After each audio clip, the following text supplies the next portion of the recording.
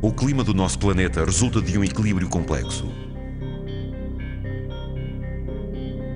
Ao desenvolverem-se, as sociedades lançam para a atmosfera diferentes gases ditos de efeito de estufa e a sua concentração modifica esse equilíbrio. Como é que a máquina climática se vai adaptar? Como é que as temperaturas vão evoluir? Que consequências devemos enfrentar ao longo das próximas décadas? No Japão, uma supercalculadora foi especialmente concebida para dar respostas concretas a essas perguntas: o simulador terrestre. Composta por mais de 5.000 processadores, é atualmente uma das 10 máquinas mais potentes do mundo.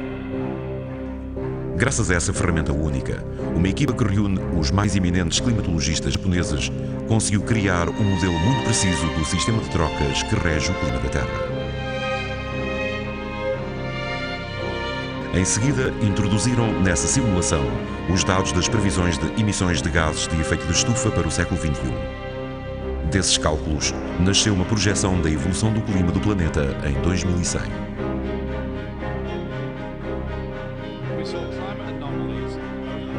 O professor Robert Watson aceitou comentar esses resultados. Durante 6 anos dirigiu o GIEC, um agrupamento internacional de mais de 2.000 investigadores, cujo objetivo é avaliar cientificamente a importância e as consequências do aquecimento global. Atualmente, as previsões do simulador terrestre materializam de forma dramática os avisos que lança há anos.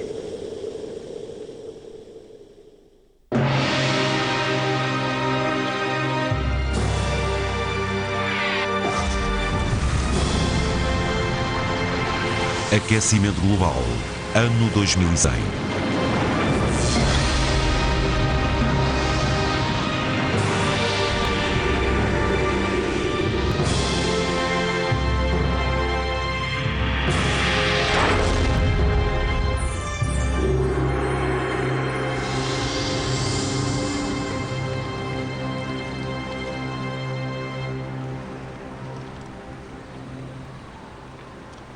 Situado no sul do Brasil, o estado de Santa Catarina beneficia de um clima temperado. No final do verão de 2004, um estranho fenómeno climatérico manifestou-se aqui pela primeira vez. Uma vasta zona de baixas pressões ciclónicas ao largo da costa.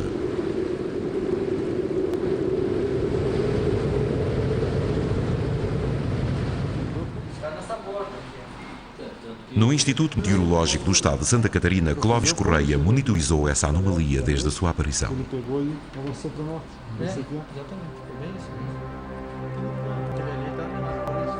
As nuvens acumulavam-se numa espiral gigantesca sobre o oceano.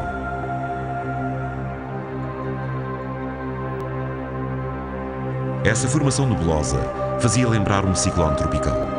Porém, os ciclones tropicais, também denominados furacões ou tufões, tinham-se formado sempre, até ao momento, próximo do Equador, para se afastarem em seguida e se dirigirem para latitudes elevadas.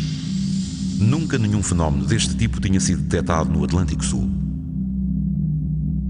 Além disso, essa depressão não se desenvolvia na cintura tropical, mas mais ao sul, numa zona temperada.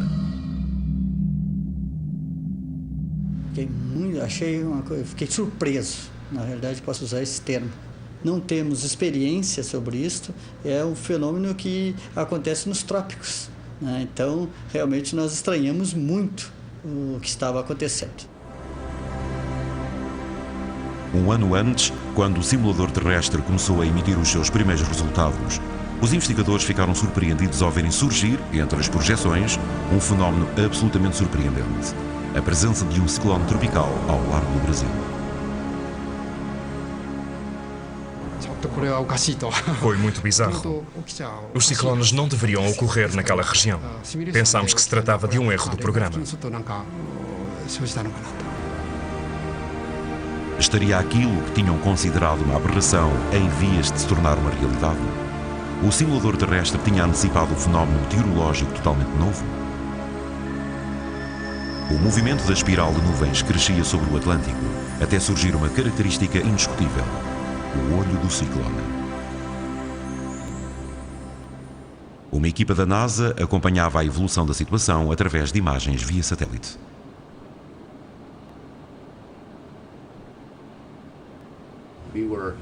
De início tivemos dificuldade em acreditar no que víamos, mas com o passar das horas tornou-se evidente que se tratava mesmo de um ciclone em formação.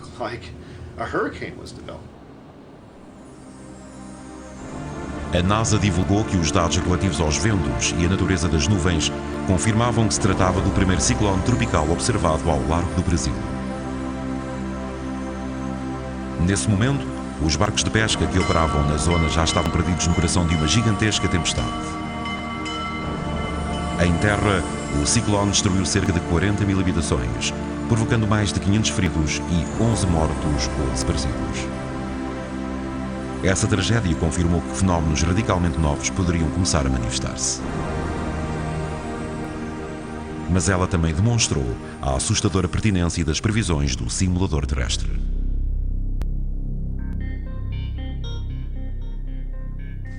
O simulador terrestre não nos fornece previsões meteorológicas para uma determinada data. Fornece-nos tendências a longo prazo. Desde a Revolução Industrial que a concentração de dióxido de carbono na atmosfera aumenta rapidamente. A temperatura também. Já subiu em média 0,6 graus Celsius. O GIEC calcula que dentro de um século a concentração de dióxido de carbono deverá atingir os 960 ppm, ou seja, 2,6 vezes mais do que atualmente, se o desenvolvimento da economia mundial e o consumo de energias fósseis prosseguirem no ritmo atual. Ao assinarem o Protocolo de Kyoto, os países industrializados comprometeram-se a tentar reduzir as suas emissões de dióxido de carbono para 5% menos do que os valores de 1990. Se esse objetivo fosse atingido daqui a um século, o nível de CO2 na atmosfera rondaria apenas os 860 ppm. Se inventarmos meios mais eficazes de produzir energia e de gerir o nosso consumo, poderemos limitar esses níveis a 700 ppm sem travar o crescimento económico. É esse valor, os 700 ppm, que serve de base às projeções do simulador terrestre. Conseguiu prever que dentro de 100 anos, a temperatura global média terá aumentado 4,2 graus. Uma das consequências mais inquietantes desse aquecimento deverá ser a aridez dos solos e o seu impacto ecológico global. Este mapa mostra-nos a evolução provável do fenómeno ao longo do próximo século. Quanto mais encarnada estiver uma zona, mais árida se irá tornar. Em 2110, a aridez será fortemente acentuada no sul da África, na Europa, na região do Mediterrâneo e no continente americano. Os investigadores estão particularmente atentos à região da Amazónia. Como podem ver, essa zona poderá tornar-se extremamente árida.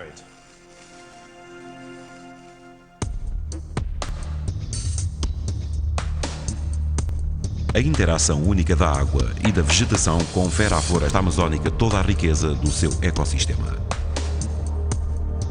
Essa floresta tropical, que se estende por quase 8 milhões de quilómetros quadrados, é atravessada de ponta a ponta pelo Amazonas, o maior rio do mundo a nível de débito. Entre agosto e outubro de 2005, a região foi vítima de uma estação seca excepcional, que deu ao mundo o vislumbre daquilo em que a Amazónia se poderia tornar numa centena de anos.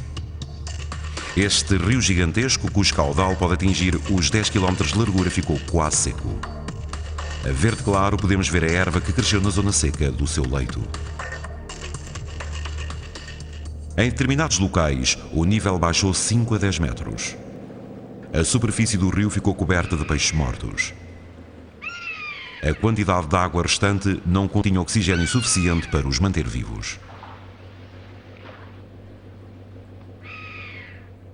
Há 48 anos que eu tenho aqui, nesse local, morando aqui, e nunca tinha visto uma seca dessa que nem aconteceu esse ano, né? Porque ainda está morrendo lá dentro, mas não estamos mais pegando devido à água estar poluída já pela mortandade que morreu, né? Essa seca está relacionada com o aquecimento invulgar das águas da superfície do Atlântico. Habitualmente, o ar carregado de umidade do oceano sobrevoa a bacia da Amazónia e embate na Cordilheira dos Andes. Então sobe e condensa-se em nuvens que libertam a sua umidade sob a forma de chuva. Essa chuva evapora-se, forma novas nuvens e o ciclo prossegue. Mas em 2005, a temperatura nada habitual da superfície do oceano aqueceu o ar, criando uma corrente ascendente sobre o Atlântico.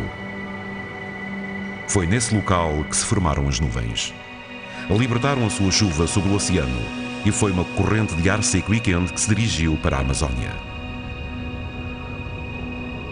Ela provocou uma ruptura do ciclo e a ausência de chuva.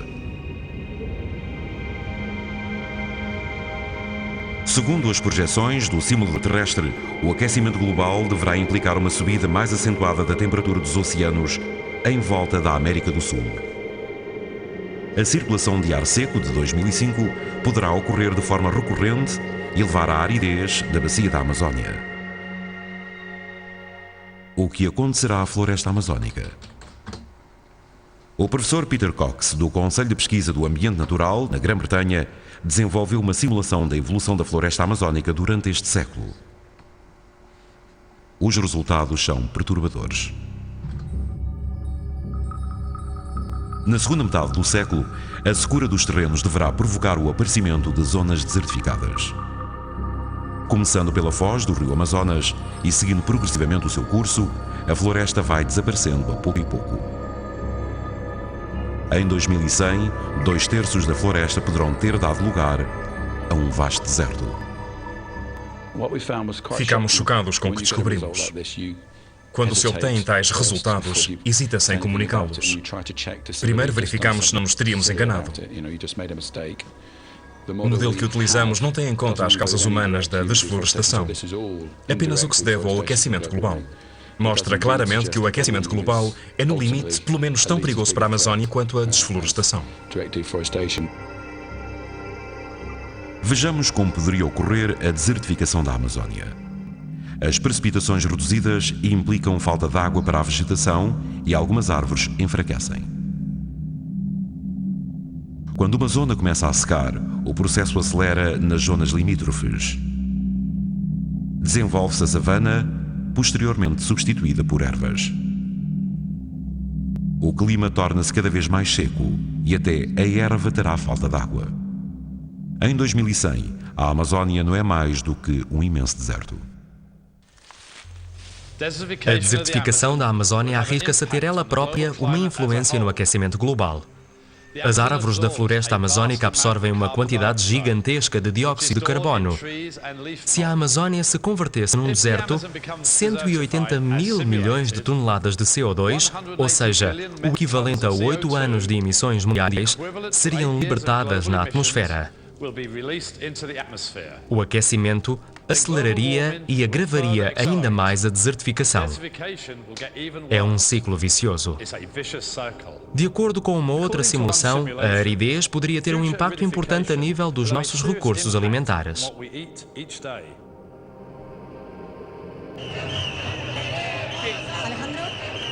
Talvez estejamos já em presença de sinais que anunciam esse problema. Em julho de 2005, no sul de Espanha, 75 mil agricultores manifestaram-se. A água era o alvo das suas reivindicações.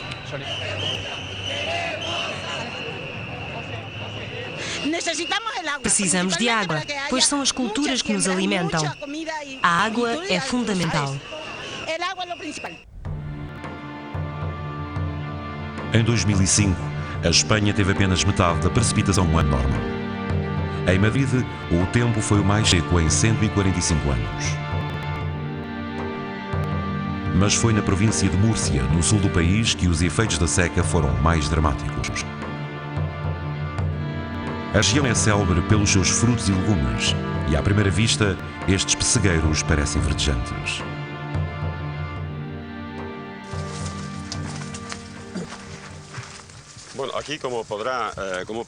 Repare neste pêssego. Vem desta árvore.